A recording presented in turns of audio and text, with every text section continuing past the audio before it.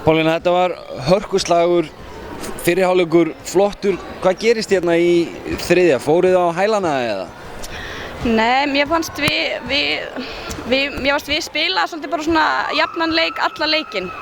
Mér fannst Grindavíkur á hælunum í fyrri hálfleik og þær mættu bara til leiks í seinni hálfleik.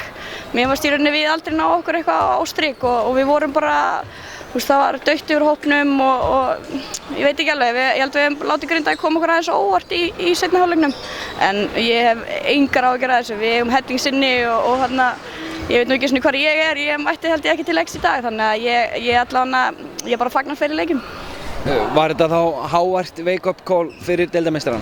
Já, ég held að við höfum bara gott að þessu og ég held að við tökum bara smá jákvæðni á þetta og segjum bara falli farar heill og ég held að þetta þjappi okkur bara aðeins betur saman og kannski bara aðeins, hvað maður að segja, skvetti smá, setja smá tusku í andlitið á okkur að við þurfum að hafa líka fyrir sigurunum, við þýðir ekkert að mæta hérna bara og vera eitthvað, já, bara eins og við séum bara eitthvað drottningar, við erum það en við þurfum samt að hafa fyrir því.